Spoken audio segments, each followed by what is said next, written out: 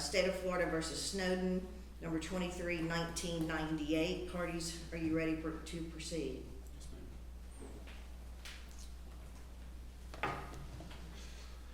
Thank you, Judge Thomas. May it please the court, Mose Bracey on behalf of Mr. Snowden. I'd like to reserve 4 minutes for rebuttal, please. Noted.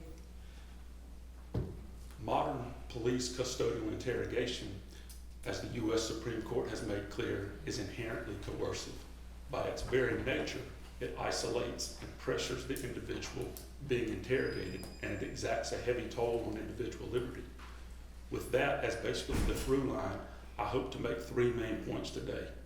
1, a suspect must unambiguously request counsel, but in this context, unambiguous is really a term of art. 2, here, in 2 instances, as a matter of law, Mr. Snowden unambiguously requested counsel, but interrogation moved forward. And 3rd and finally, all of Mr. Snowden's from his first request, or at a minimum his second request for counsel, should have been suppressed. Now, if I could circle back to my first main point in terms of unambiguous, I say it's a term of art in this sense. The case law makes clear that a suspect doesn't have to articulate their desire for counsel in a way that's absolutely crystal clear, that's absolutely not open to misinterpretation. Instead, he or she simply has to articulate that desire in such a way that a reasonable police officer in the circumstances would understand the statement to be a request for counsel. And I think there's a few sub kind of rules here that I think help flesh out that standard. Some of the sub rules focus on the suspect. Some of them, I would say, focus more on the reasonable officer. But in terms of the suspects, it's things like he doesn't have to speak with the discrimination of an Oxford Don. He or she doesn't have to use any magic words. They can express their desire not only by their words, but by their actions.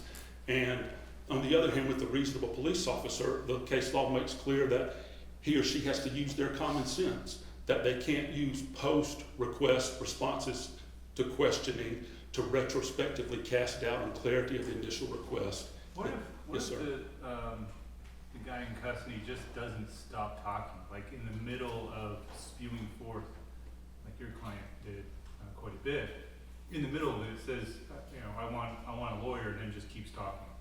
Like, does that have any effect on whether he's actually invoked what is really his right to remain silent until he gets a lawyer?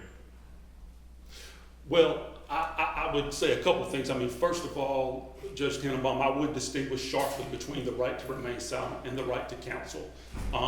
And I think here we're really dealing with the right to counsel. I also think that in a situation that you're describing, and I would frankly take issue a little bit with the notion that here Mr. Snowden just kept talking, but obviously the question there would be, would a reasonable police officer in the circumstances understand the statement to be a request for counsel? And here, in particular, in the first instance, Mr. Snowden asked, is there any way I can talk to my lawyer or anything? And the officer, there was a pause. He did not continue talking. The officer paused. He thought for a little while, I'd say 3 or 4 seconds, and then said, well, actually, the investigators will be here with you in a minute. They'll get you up to speed. So I don't think he kept talking in that instance. In the second instance, there he said, the interrogating Detective Harris basically said, there's a chain of reasoning that leads to you. Explain to me how you were not involved so that I can then basically explain that to the deceased mother. And immediately in response, Mr. Snowden said, well, that's why I need a lawyer. I don't know what to tell you.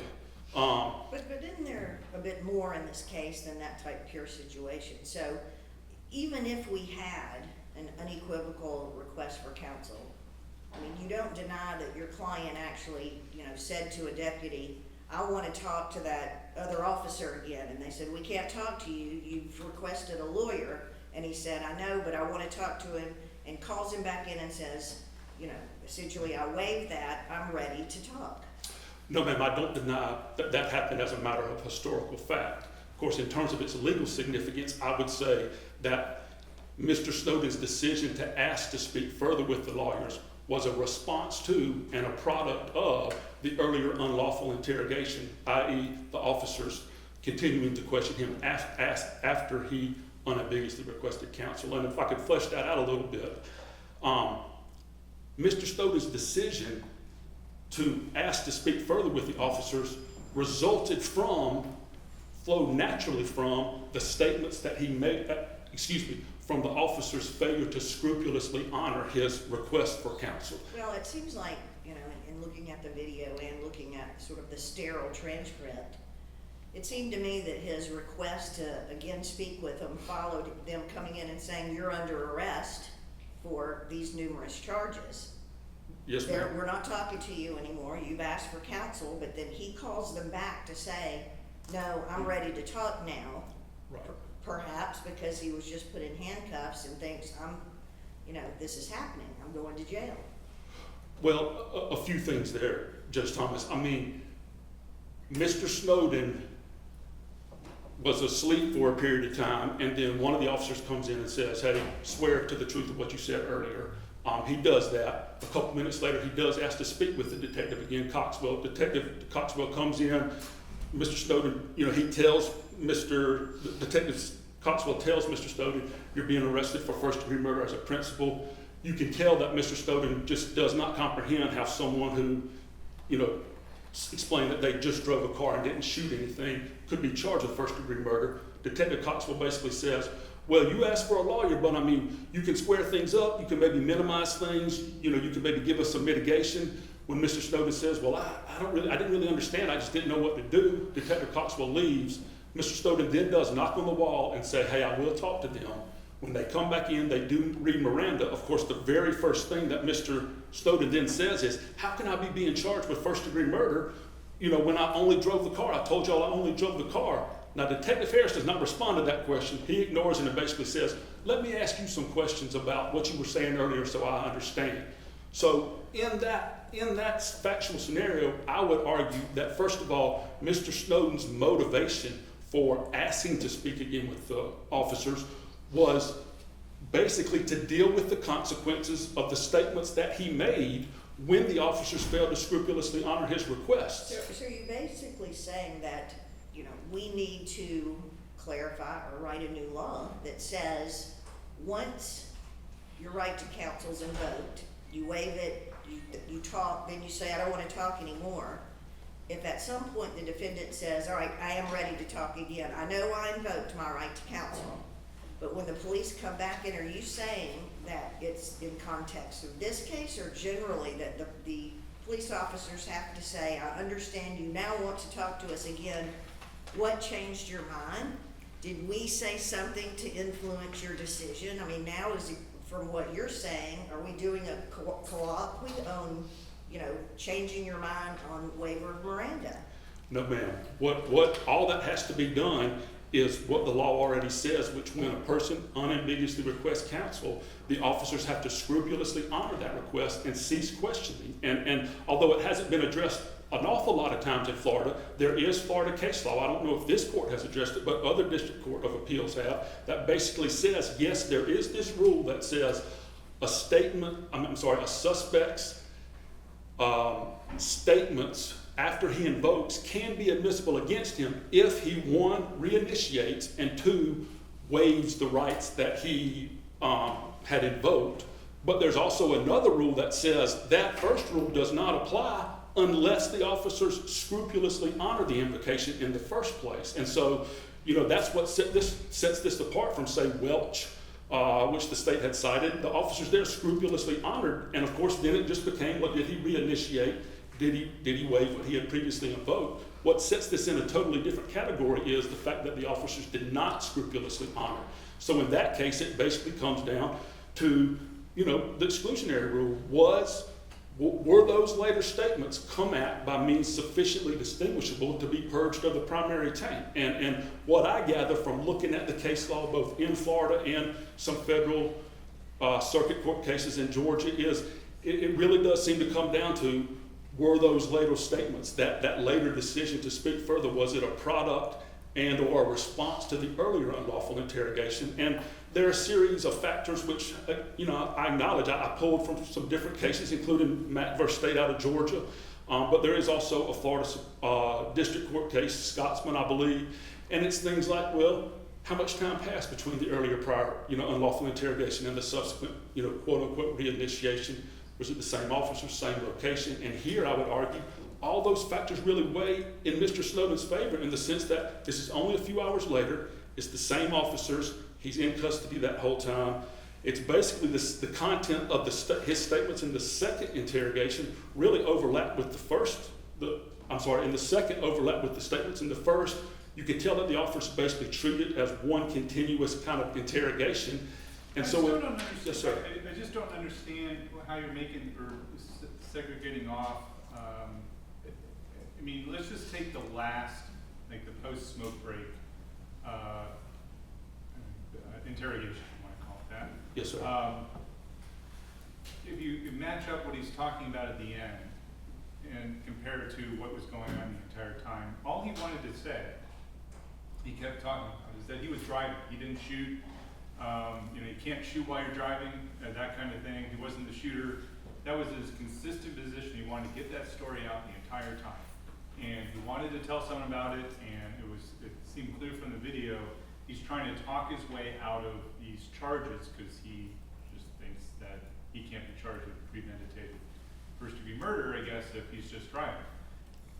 He's given this opportunity. There's a long gap when he's napping, he can reflect on what's going on, and decides to re-engage with the officers who then tell him, we can't talk to you because you already asked for a lawyer. And he says, no, but I want to talk. And so they read him his rights again. And then he immediately recounts the same things that he's been saying all along, is that I was driving, but I didn't shoot. So if really the right, I'm going to have to disagree with you a little bit, that the right, part of this is the Fifth Amendment right to remain silent. Davis, the U.S. Supreme Court case, says that the invocation of counsel is as a prophylactic, or as to assist in the exercise of that right to remain silent. It's not an independent right under the Constitution to have a lawyer there. So here you have an individual that clearly never had an intent to remain silent. And it was just at some point you maybe wanted a lawyer and then decided you wanted to talk anyway after the police told him that we can't talk to you. And he says, no, I want to talk to you. What is wrong with, even if you just take that last set of statements, which are incriminating on their own, if you take out everything that came before it, he's still, where's the harmful error in all that? Well, Judge, there's a lot for me to try to unpack there. But I would start by saying that when the officers finally honored his third request for counsel, I think it was, maybe 12:30 roughly, somewhere in there. The first interrogation recording cuts off at 1 o'clock. Now, the other one cuts back on at 2 o'clock.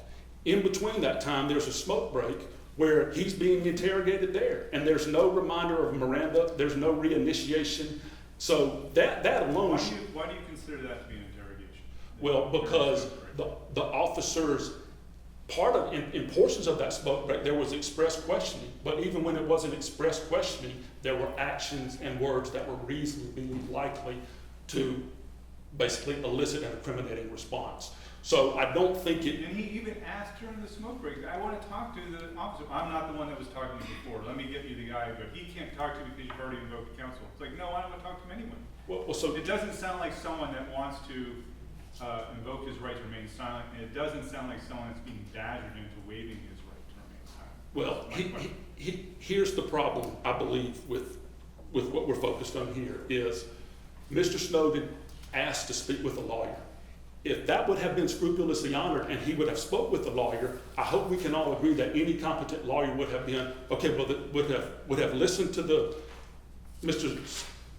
Snowden's statements, description of what happened, and would have said, well, listen, sir, there's this thing called principle. You may not have heard of that, but there's principle theory. And if you make these statements, you're going to be basically incriminating yourself for first-degree murder. And if that would have happened, then he would almost surely have not made that statement. But because the request for counsel wasn't honored, he did make those statements. That sounds like a Sixth Amendment or an ineffective assistance to counsel type of argument. Like he has a right to the assistance of a lawyer to prepare his defense for trial. I don't think the right to have a counsel is to then explain to him the consequences beyond just the fact that he has a right to remain silent and to, basically, I've done this, just shut up is basically the main purpose of a lawyer.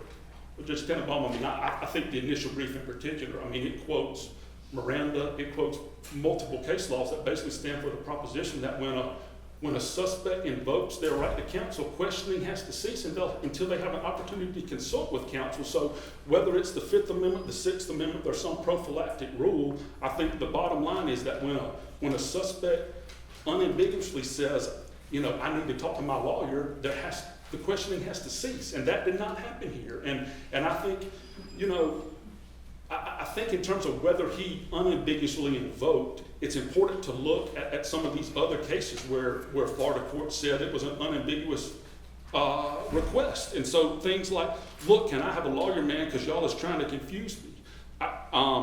Can I make a phone call so I can get a lawyer? I can't make a phone call or nothing, no. And here we have, is there any way I can talk to my lawyer or anything?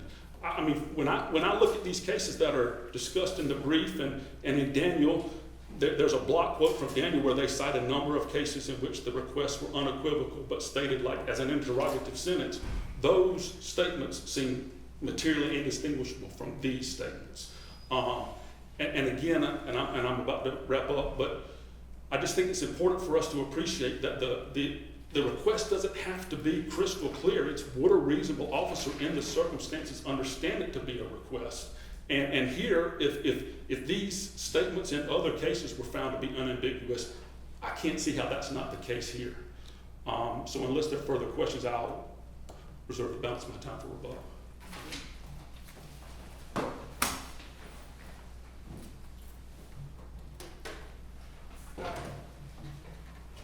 Good afternoon.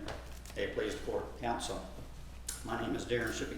Excuse me. I represent the state of Florida in this matter.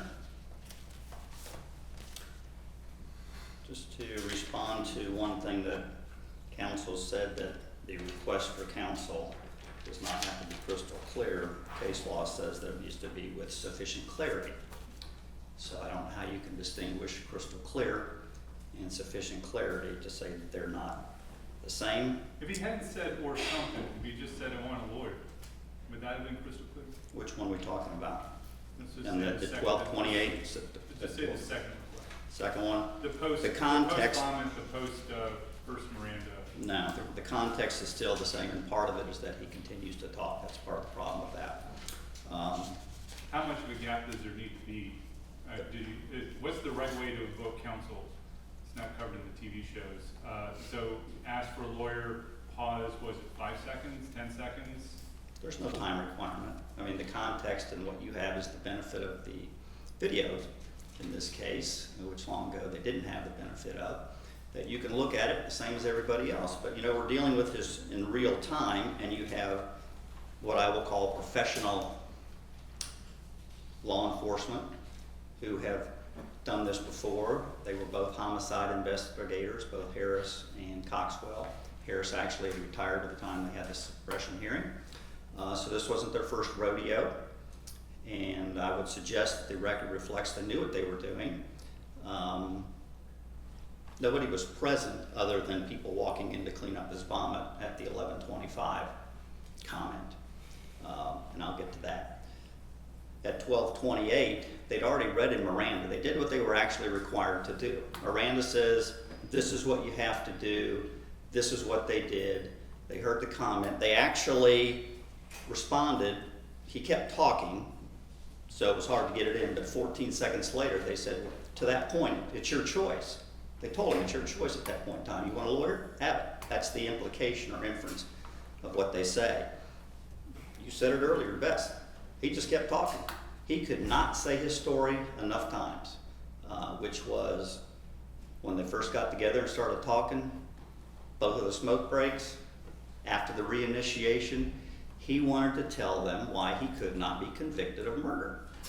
And he was arrogant enough to say, not only that, if you charge me with murder and I go to trial, I'm going to beat it. He thought that he should have been charged with accessory. He was frustrated that he was being charged with murder. So there's no time frame, but looking at the context, of what's going on. And opinion from this court, which I think is Bailey, to double check, no, it's Washington, where this court, in that opinion, said that the words, "Can I have a lawyer?"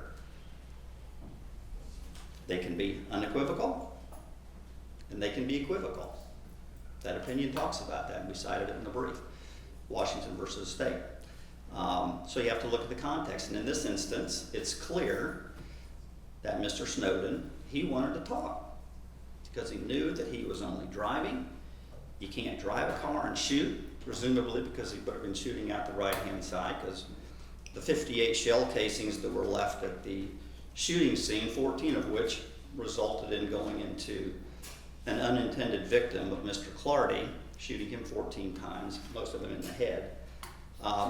He couldn't have done that, but he could drive the car.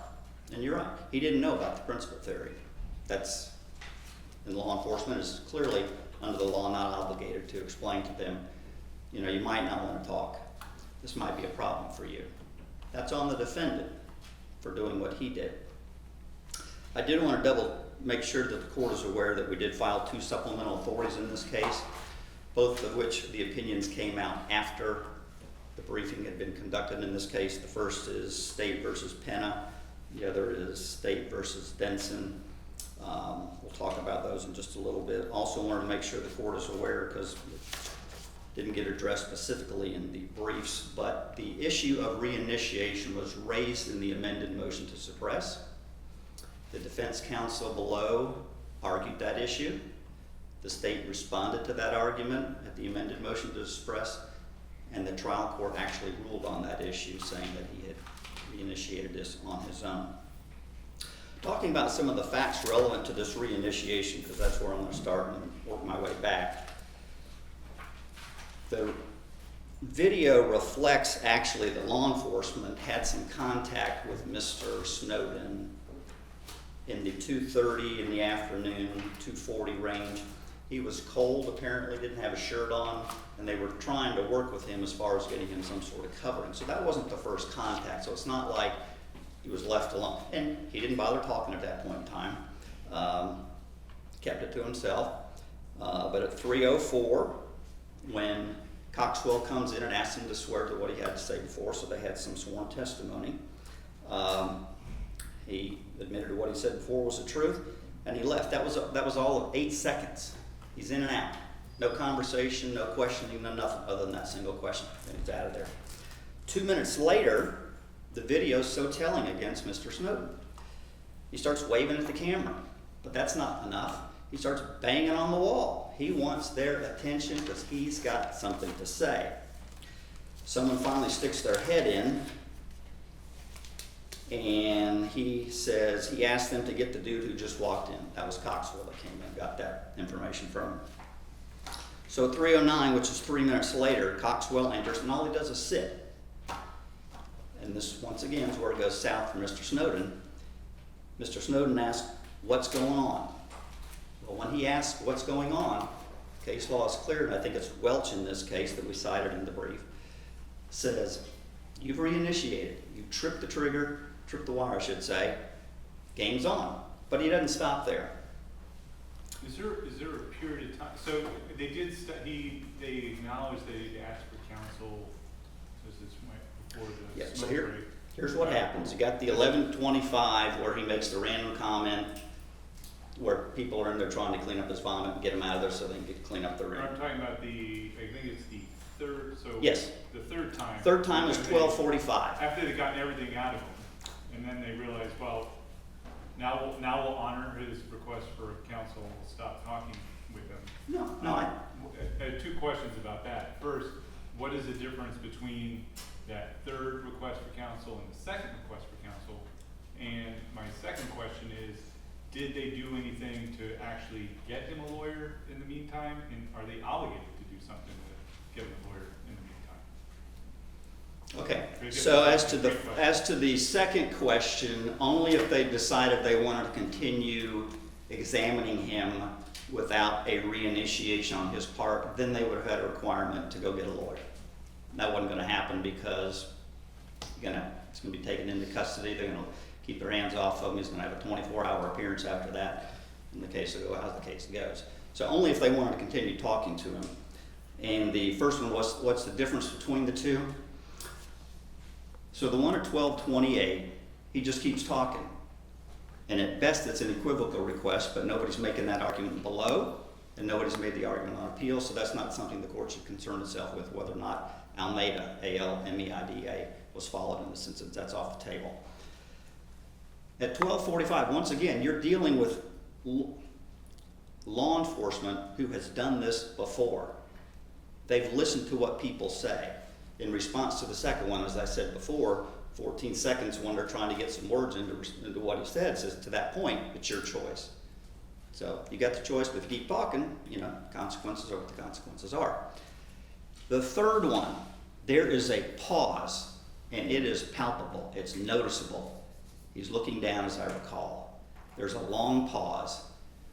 He looks up and he says, I need a lawyer. Those two law enforcement officers could not get out of their chairs fast enough to get out of the room. So obviously, if they've done this before, they've got some idea when someone has unequivocally requested counsel and when they have not unequivocally requested counsel. And actually, the only thing that they said on the way out was Harris turned around and says, hey, do you have to go to the bathroom? That was it. They're out the door.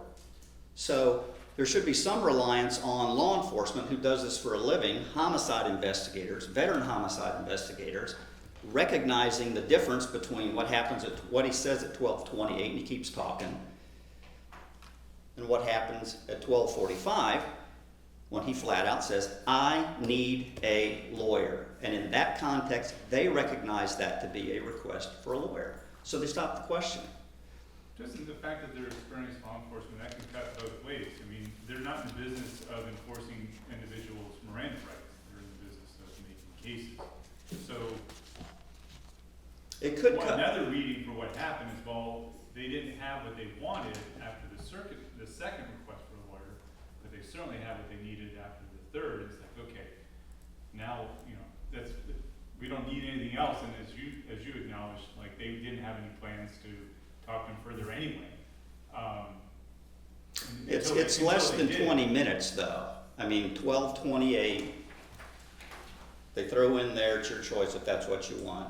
At 1245, they recognize under these circumstances, under this context, you've requested a lawyer, so they get up and go out. It's less than 20 minutes.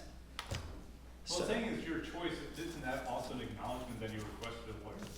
No, it's your choice. It's Well, their they way of said responding. That's clear from the Miranda rights. It's their way of responding to, you've thrown the word lawyer out there. And part of the problem that we have, and by the way, this month is the 58th anniversary of Miranda, June 13th of 1966, and it was intended to clarify and make sure everybody knew what to do and we wouldn't have these problems. Almost 60 years later, and Westlaw says it's been cited more than 151,000 times, we're still debating what the use of the word lawyer means. Our courts are clear, and this court has been clear.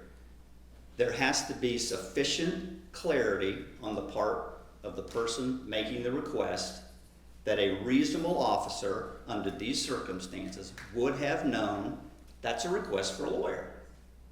Well, one of the things we can look at, like I say, is we can look at what the officers did.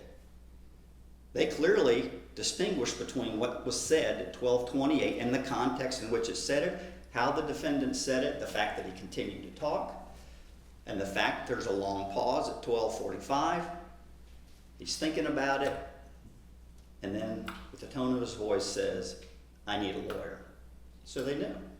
So do you think there's a problem though? We're talking about experienced attorneys and we see the tactics that are used over and over in all of these cases, but we've got experienced police officers who come in and arrest Mr. Snowden, and then he's, flabbergasted about being charged with first-degree premeditated murder, and he says, I shouldn't be charged with this, and they say basically, well, we can help you, but we can't now because you requested a lawyer. And if you talked to us, we can help you, but you said you didn't wanna talk, so now we can't help you. Is that stepping over the line and putting some kind of fuel, I guess, under, the appellant's argument that it's tainted? No. He insisted on talking. He continued to pepper Coxwell with, "I want to talk." At 3:11, which is just a few minutes after Coxwell comes in, and after Mr. Snowden said he didn't think he would be charged with any other accessory, he didn't do anything but drive, but emphatically said again, "But I'm not the shooter." He says at 3:11, "Go get him and I'll talk to him some more." That's what he says, but it doesn't stop there. It keeps going on. He just keeps talking, he keeps talking. He doesn't understand how he can be charged with murder. And once again, they don't have to say, "You know what, dude, you're on camera." They told him he was on camera, by the way, early on. So if you can't figure out, by the way, everything that you say is being recorded, well, that's on him. Law enforcement doesn't have to say, "This probably is not the best thing for you to be doing." That's on him. He says at 3:21, "I want to talk," and law enforcement specifically says, "with an attorney." And he says with him, he's referring to law enforcement. So it's not law enforcement's responsibility to protect the defendant other than do what Miranda requires, which is give him those warnings. Beyond that, it's on the defendant. Miranda also says you can go into a police station and confess. If you want to talk and you want to give it up, so be it. Miranda says that. So there's responsibility on the part of the defendant that, look, if you don't want to say something, and by the way, he was read Miranda at 12:17. At 12:17 and change, he doesn't say, "You know what, now that you've told me that I have the right to an attorney, and I have the right to have him present with me during questioning," he doesn't say, "That's what I want." He doesn't say it during the reading of Miranda, and that's telling as well. He waits, 11 minutes later and throws out a random thing, but continues to talk as well. So he wanted to talk. He wanted to talk. He wanted to talk because he knew, for whatever reason, that he couldn't be charged with murder because all he did was drive. You can't shoot and drive, and you couldn't be charged with murder. He should have been charged as an accessory. Do you have much doubt that Mr. Snowden realized he was in over his head with this and didn't really fully understand everything that was going on? There's a lot swirling around, and he's trying to talk his way out of it a little bit, or a lot. And he did request a lawyer, made some reference to a lawyer, 3 times? No lawyer is forthcoming in any case. No lawyer ever shows up. But with that, is there any doubt that if a lawyer had shown up, that the interrogation would have gone a little bit differently? I don't know. I could rely upon my personal experiences involved with representing clients, co-defendants, and there are times when they will talk, depending on the circumstances. So it kind of depends. It's perhaps the general rule might be that a lawyer's going to say, you don't need to talk, but you know what? That's not always the case, and that wasn't my personal experience either. And sometimes, to make your reference to earlier on TV shows and stuff like that, sometimes the first one to the courthouse, so to speak, is going to get the better deal. And I would suspect in this instance, because other than apparently his brother saying that he was a shooter as opposed to the brother being the shooter, or one of the shooters I should say, law enforcement may have wanted to work with him. But ultimately, didn't work out that way for him. So it's Bailey also says that, and that's cited in Denson, by the way, one of the supplemental authorities that we filed that dealt with a right to remain silent question, but still the standards are the same, they don't change. Cites Bailey in there where context is as important, if not more important, than the words said. And that's why the videos nowadays allow us to go back in time and sort of do this de novo view of, well, how did he say it? How did his words sound? Can we pick up on images in his face? And what was law enforcement doing? And what you're going to find, first of all, if you've watched the videos, law enforcement did nothing to steamroll Mr. Snowden into talking. Not one thing. Do you agree with appellant's argument that if, as the appellate court, we have access to the video in the same circumstances that the trial court judge does, then we don't give deference? It's a de novo review on our part. The case law says it's less deference. There's a de novo review of whether the law and how it applies to the facts, but as far as any factual findings, it's less deferential standard is what the cases say, including from this court. So it's not a total redo, but perhaps for all intents and purposes, you can look at the video, I can look at the video, and you can make your own determination in this case. And as a matter of fact, the trial court said he's relying on the videos, because he had to. It wasn't anything that was added by the testimony at the amended motion to suppress. 2 people testified there, but said I relied on the video, listen to it. So. Counsel, you had filed the Florida Supreme Court decision, state Penna as supplemental authority. Was there anything specific in that decision that you thought was pertinent here? Yes, 2 things. Number 1, the DCA in the case before it lands in the Supreme Court rejected an all or nothing approach. So I think it's important that this court look at these instances individually. 1125, when there's no questioning going on whatsoever. Someone's going in there to clean up his vomit, nothing's going on other than that's all they're doing. He randomly throws out a statement, so there's nothing to respond to. Well, how is that consistent with context? The context is he was not being questioned. He hadn't been read Miranda, he wasn't being questioned. Context as a whole. Well, I think you have to look at the context of what's going on at that moment in time. So you can't invoke a right until you're told that you have the right? No, it's not what I'm saying. Perhaps it would have been a different situation if he looks up at the camera and says, you know what, I know I'm in here, probably going to be charged with murder, I don't want to talk to anybody. But that's not what happened. 2 guys come in, probably been instructed, as they said, to take him out so they can clean up his vomit, and he randomly throws out a question or a statement, whatever you want to call it, about, a lawyer. Well, the context tells us that under those circumstances, he's not really being interrogated. There's no intent to do that whatsoever, none whatsoever. I'm not saying it would be an absolute, but I'm saying that I think there would be certain circumstances that it demonstrates with sufficient clarity to a reasonable officer that he in fact is invoking his right to counsel. And under that context and that circumstance, no, it does not. And the other thing is that... Yeah, I'm sorry, I interrupted your response to Judge Nordby's Pena. Okay. The second thing is, not if it's Pena or Penna, it's a good question. Penna says that there's no requirement to re-Mirandize them. However, if you do, it goes a very long way, my words, not the court's words, a very long way to show that he's giving a voluntary statement at that point in time. And I think that's right towards the very end of the opinion, second to last page, and maybe carries over the final page.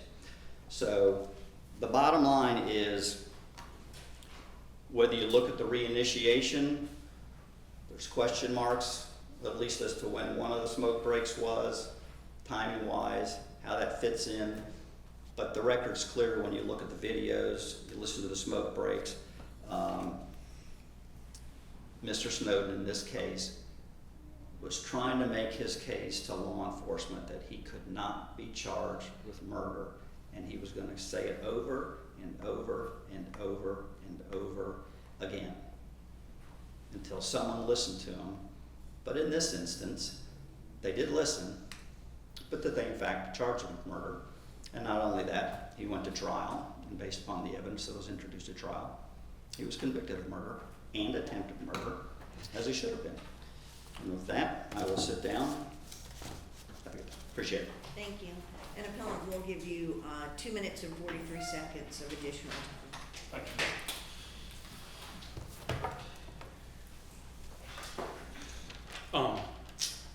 First of all, Mr. Snowden didn't make any incriminating statements prior to his second request for counsel. And I think it's important to kind of note that in Arizona versus Robinson, 486 U.S. 686, the U.S. Supreme Court said, to a suspect who has requested counsel, any further interrogation without counsel having been provided will surely exacerbate whatever compulsion to speak the suspect may be feeling. Mr. Snowden kept talking because he felt compelled to talk, because when he asked for a lawyer, they didn't scrupulously honor his request. I'd also note that in Shelley v. State, the Florida Supreme Court said the admissibility of any statements obtained after the accused has invoked his right to counsel depends on whether his right to cut off question was scrupulously honored. And then in Sinclair v. State, the 4th DCA said, where law enforcement officers have disregarded a suspect's previously invoked rights by continuing to interrogate him, a renewal of contact by the defendant will be considered an initiation only if the decision to renew contact was not a response to or a product of the prior unlawful interrogation. So, we're here because the officers didn't scrupulously honor Mr. Snowden's request for counsel. When you say scrupulously honored, does that include actually picking up the phone and making sure the lawyer actually shows up at some point? I mean, the lawyer's not gonna fall from the sky, obviously. It doesn't matter how many times you mention it. Right. What it involves is this, Judge Tannenbaum, and this is from Miranda. If the suspect indicates in any manner at any stage of the process that he wishes to consult with an attorney before speaking, there can be no questioning. If the individual states that he wants an attorney, the interrogation must cease. So they have to stop questioning him. I understand, but my question goes to somewhere else. I'm focused on that last, after the third request. I mean, it's kind of funny that we're having an argument. After the third request for a lawyer, and they after the smoke break, and they redo the reading of Miranda, and then he wants to talk. At that point, he had asked for a lawyer 3 times. Right. And nothing, and this has been an outright, time has passed, no lawyer's coming in his mind. Does that matter?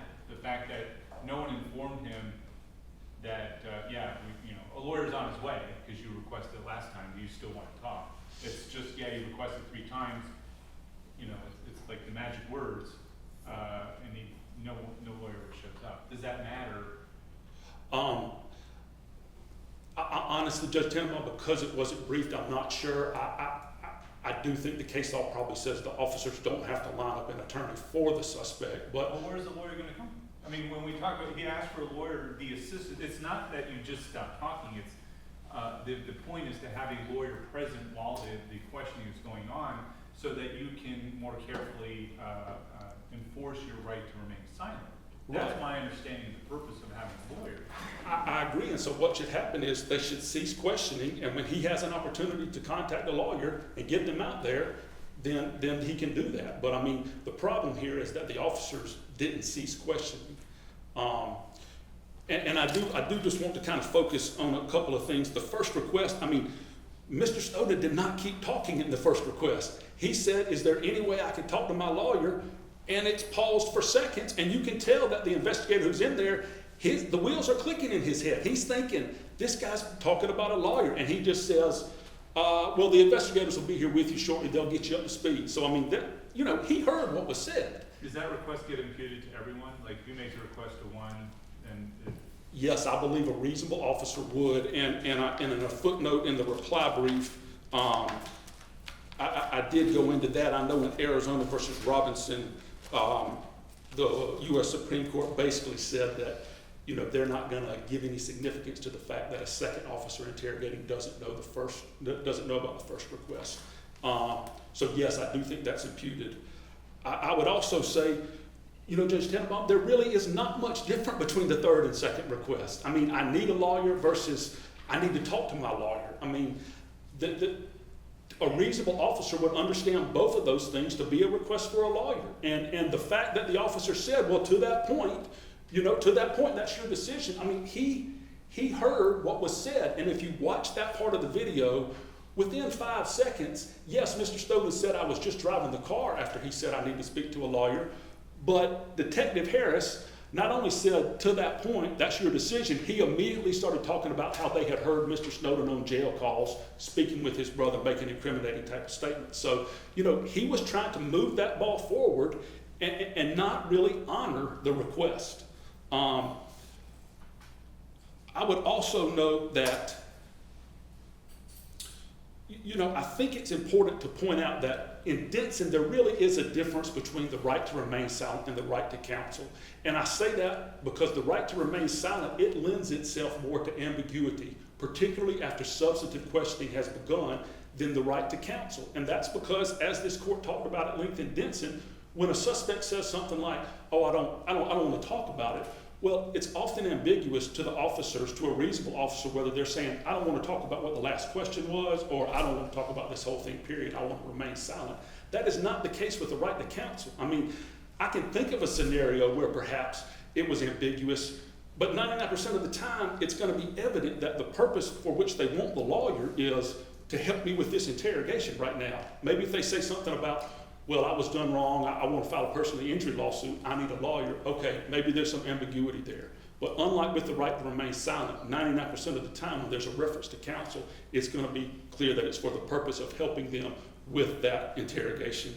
The last thing I would say before wrapping up is just, I think the difference between the third request to the officers and the first and second is, by that point, the officers had what they needed. They had incriminating statements from Mr. Snowden, and so it was a lot easier for them to honor that request, but they should have honored the first and the second ones. And so if I could very quickly wrap up, modern custodial police interrogation, by isolating and pressuring the individual, you know, it does contribute to effective law enforcement. Inevitably, though, in some cases, it will exact too heavy a toll on individual liberty. And this is one of those rare cases. So we'd ask the court to reverse the denial of Mr. Snowden's motion to suppress statements and remand for a new trial. Thank you. Thank you, counsel, for your respective arguments. We'll adjourn at this time, and again,